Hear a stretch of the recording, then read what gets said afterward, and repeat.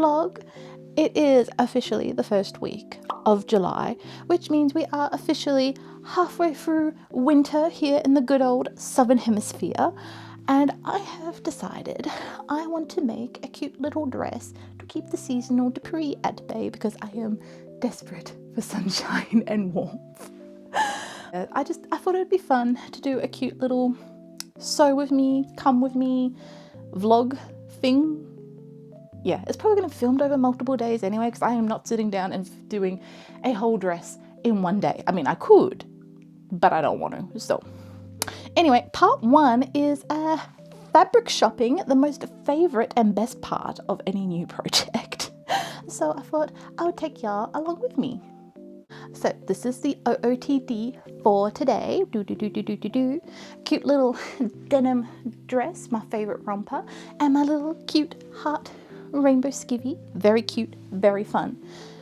It is a vibe, and my favorite purple hair scrunch. So without further ado, let's go shopping!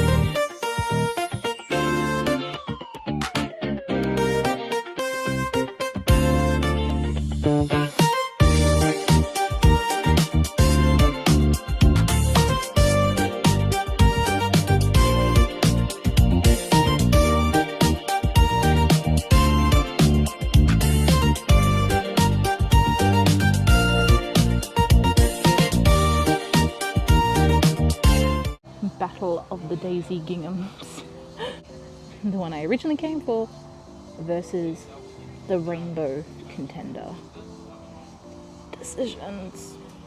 Okay, so change of plans. I was going to make the pink daisy stripe fabric that you saw at the start, but they don't actually have that much in stock. So I found another fabric that has been on my wish list for a hot minute, and originally I was going to make a skirt with it, but I've decided I want to make the dress with it and just like look at this. Is this not the most gorgeous color palette? I love it. It's so pretty. Like the colors are definitely a bit darker on here, but like it's so pretty in rainbow. And then there's like nice minty. And then I've just got lace, but like nice.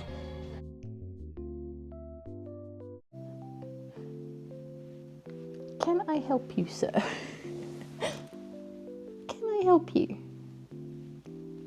You are lying on my pattern. I need that.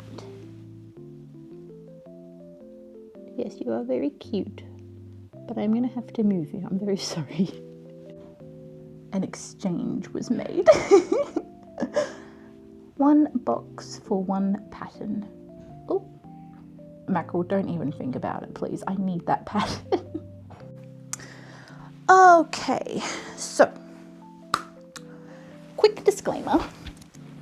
This is by no means a sewing tutorial because I am self-taught, first and foremost.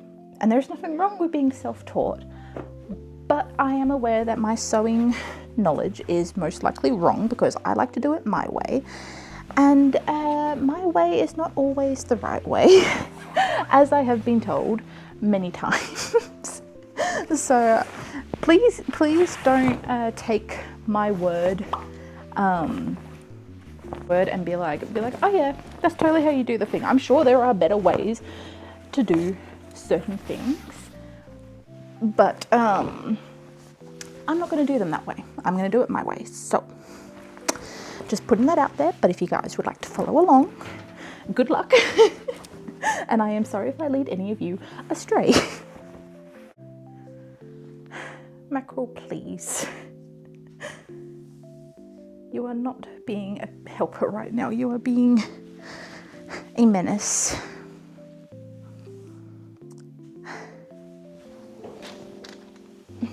We had an agreement.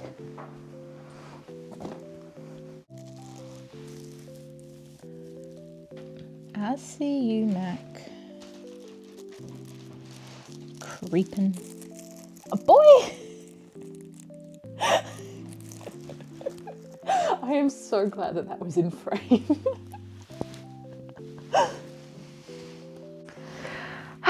So, back with the whole self-taught sewing thing. I have a little story that I want to share with y'all, because I thought it would be funny to have a little story time, a little chat and sew, craft and yap sesh while I work on this dress. So the story is, as you know, I have mentioned several times at this point, my battle against the beige aesthetic and my deep hatred for it. But many moons ago, I say as if it was like 20 plus years ago, I used to like the beige aesthetic. Shocking, I know. What happened? Well, back then, around 2017, 2018, I was deep, probably even 2016 actually, I was deep into the Mori girl aesthetic, which is a Japanese J fashion subculture thing similar to like Lolita or Jiraike or any of those other fun J fashion, street fashion styles, right? And it's literally translates to forest girl. Mori means forest, and the whole point of Mori girl was that you were meant to look like you had just come out of the forest. You lived in the forest. You were but a sweet little woodland fairy, right? And of course, in order to achieve said aesthetic, you would have to wear a lot of earth tones, forest colors, jewel tones. And I was deep in denial about liking rainbows and bright colors, because at the time I was associating the whole rainbow aesthetic thing with people making assumptions and assuming that I was, you know, a little fruity, if you will. And I just had to work through it on my own and, you know, get over that whole thing and realize that it is in fact not that deep. Other people's opinions don't always necessarily matter, and once I eventually got over that mental block about other people's opinions and assumptions, because like, people would make assumptions about me all the time, even when I was wearing beige aesthetic and before I got fully into like the whole rainbow alternative fashion, because like now people are definitely making assumptions about me. But like, anyway, I used to care a lot about what people thought about me and how they interpreted me and whatnot. Just, you know, that good old neurodivergent girlhood story that we all have. I eventually realized that people are going to make assumptions about you regardless of how you dress or how you act. And I kind of just went, you know what? Stuff it. I don't care anymore. I'm tired. But yeah, this was like over the span of like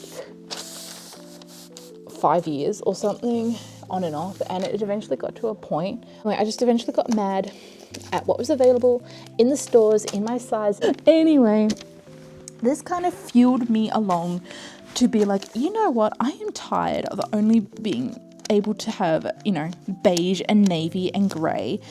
And I decided out of spite that I was going to teach myself to sew. And so I did. I went on YouTube and I found a bunch of tutorials on basic sewing things. Like, I knew how to do like a basic running stitch and, you know, hand sewing. And I even had a sewing machine. I'd had a sewing machine for well over a decade at this point. Did I know how to use it properly? No, I did not. And it was basically just through YouTube videos and the power of spite that I eventually was like, you know what? I'm going to teach myself how to sew so I can make all of the cute and colourful funky clothing. And it took me a while before I could actually read commercial patterns, because I was actually terrified of them for a while because they looked so intimidating with all the lines and the sizing and the mumbo jumbo and whatnot, and I am still a little afraid of them, if I'm being perfectly honest with y'all. But since during the pandemic I decided to open up an Etsy selling doll clothing, I got really comfortable with reading patterns and whatnot because I had to make teeny tiny doll clothes. So I was doing the doll sewing, and then this is when the Edwardian phase started, and I bought a bunch of like reproduction Edwardian patterns, and I was like, hey, if I can read an Edwardian pattern which has all those scary lines and all the mumbo jumbo on it, then who says I can't read a modern day simplicity pattern? And basically from there it has just kind of grown, and here I am a good few years later, making my own stuff, DIYing it, upcycling, having a grand old time. I just love fabric, man. Like going to the fabric store is just one of my favorite things in the whole wide world. Just I love fabric so much. But yeah, so that's just my little story, my little rambly note about how I started making my own clothing. It was basically out of spite and my hatred for the beige aesthetic.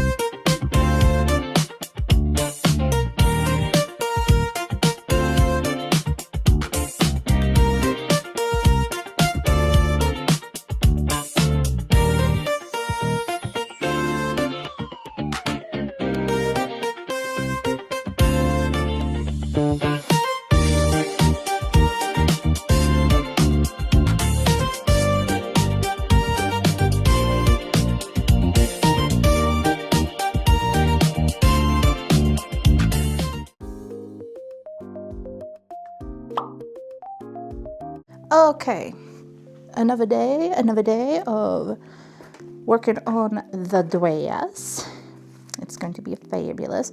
Today I think I'm just going to do all the overlocking, serging stuff so that the seams will stop looking like this and will not disintegrate in the washing machine. So I'm going to do this. I'm going to use my regular sewing machine on an overlocking zigzag stitch. Do I own a regular serger? Yes, I do. It is currently in timeout because the wretched beast keeps unthreading itself. And if you have ever owned an overlocker / serger, then you know how painful it is to rethread.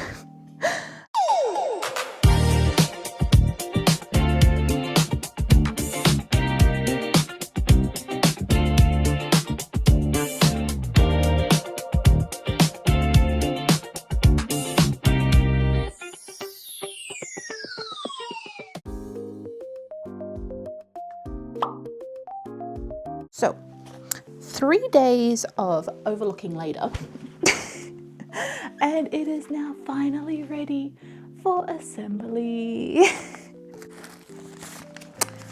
Now, is it just me, or would these instructions be a lot easier to read if they came in booklet form instead of fold-out sheet? Because I'm confused, you're confused, we're all confused. I'm a visual learner, y'all, and honestly, I need way more pictures than this. And like, it's my pet peeve on patterns when they'll have like look, they'll have like the picture pattern number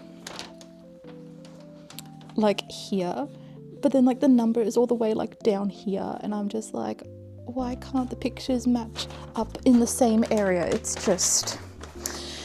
It's a minor pet peeve, and like, it's definitely not that big of a deal, but like, it's annoying. Okay, shall we make a dress? Also, important to note, you know that old saying, do as I say, not as I do?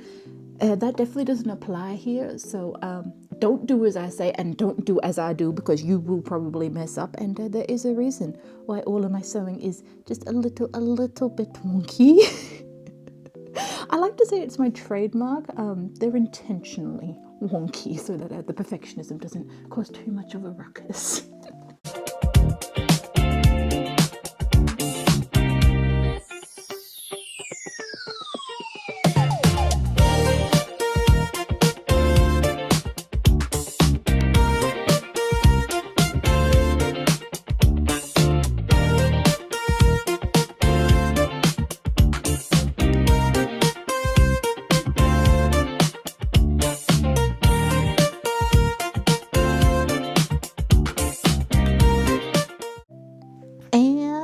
Hey, presto, we have a bodice. Ta-da! I'm so happy. This looks so good already. Ah! Also, behold the back. It's got a yoke. It looks so cool. I know I definitely could have tried to match up the gingham and the colors and the stripes and all of that, but I was not going to even bother because the gingham print is technically on like a diagonal anyway, so yeah, I'm not that fussed with making it match all perfectly and seamlessly, but like it just adds to the funkiness. But look, it's even got little darts, so fancy. But yay, it's coming together so nicely.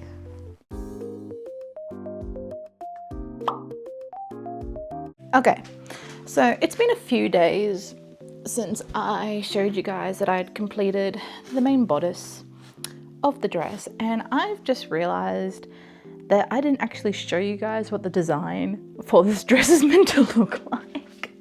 Okay, so originally with this dress design, it was actually meant to be pink pinstripe with daisies, but the day I went in to go buy this fabric, you'll see in the vlog before all of this, they were actually sold out of this fabric. They only had a little teeny tiny bit left on the bolt.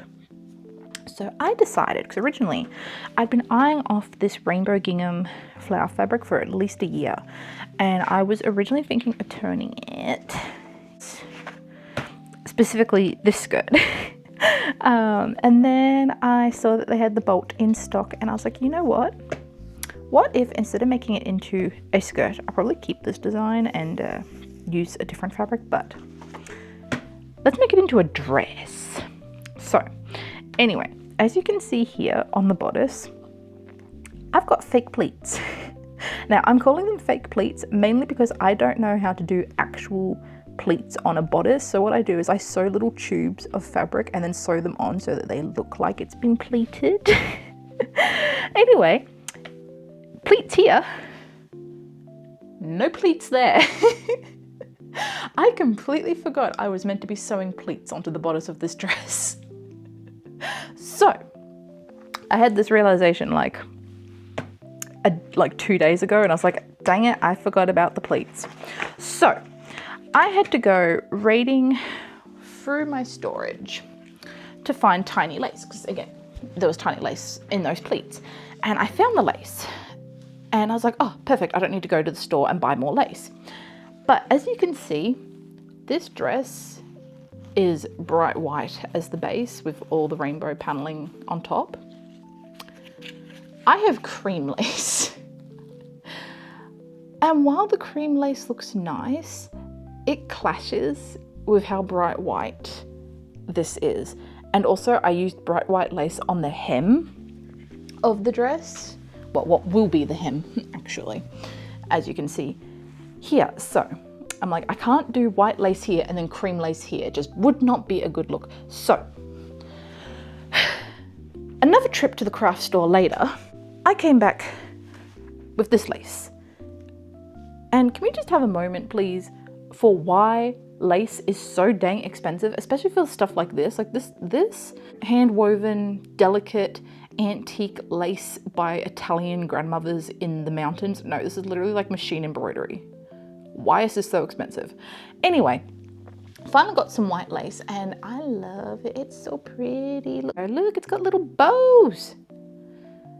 Isn't it pretty? And look, it complements the lace on the hem, because the lace on the hem also has bows and little bouquets of flowers.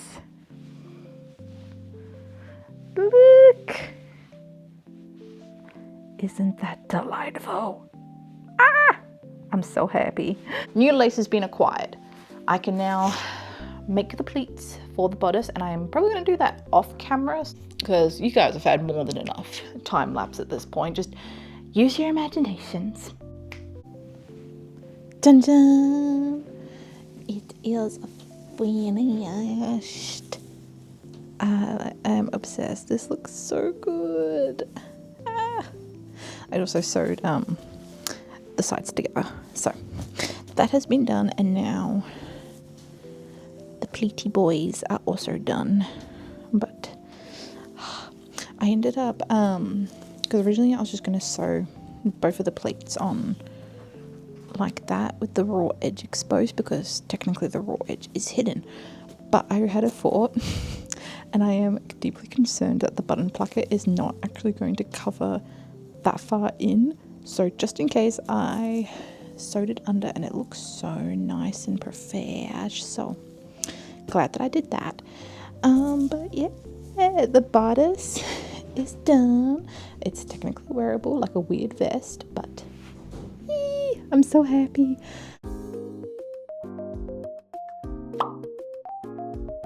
Okay, another day, another clip of working on my dress to keep the seasonal DEPRE at the bay. The bodice is complete. It is as far as I can get for the time being. I still got to do the collar, but I'll do that later. So today, we're going to start assembling the skirt. Hehe.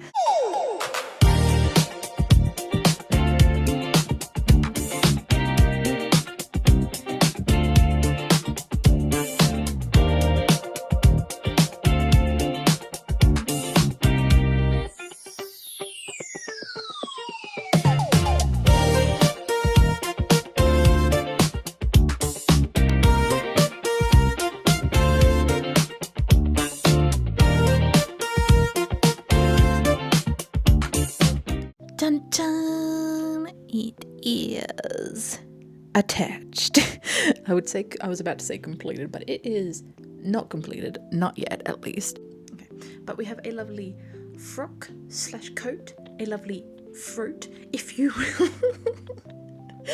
I watched Wicked again recently, and I've had that audio stuck in my head ever since I've been working on this project, because this is very much a fruit, a coat frock, if you will.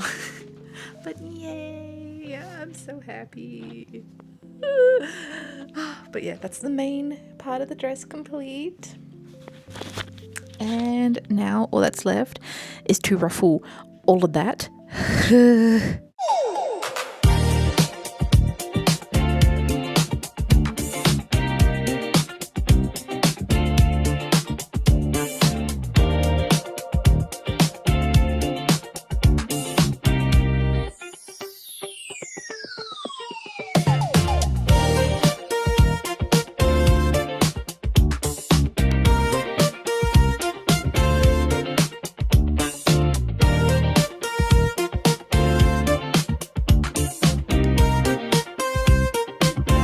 After running out of bobbin thread once and 2 of my gathering stitches breaking and having to redo them, it is finally finished.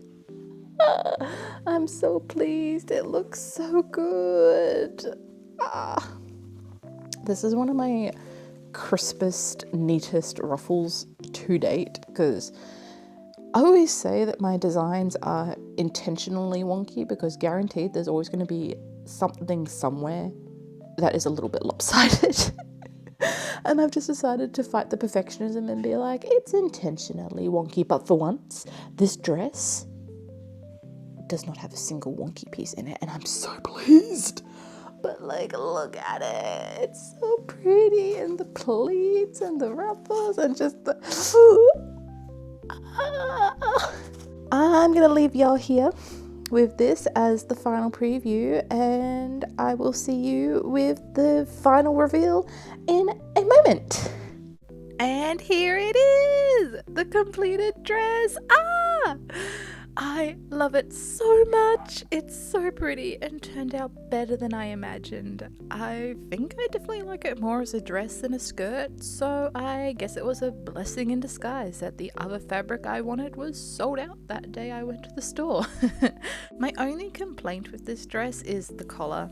Based on the pattern illustration, I thought it would lie flat like a rounded regular collar on a t-shirt, but no, it stands up. But honestly, it's such a minor complaint, I'm really just nitpicking here. But other than that, I love it. The lace details are gorgeous and the fit is perfect. And I love that I can style it for all seasons depending on which shirt I wear underneath. Overall, this is probably going to be my new favourite dress, and I cannot wait to wear it in the spring and summer. And that's the end of the video. I hope you enjoyed it. Until next time, bye bye!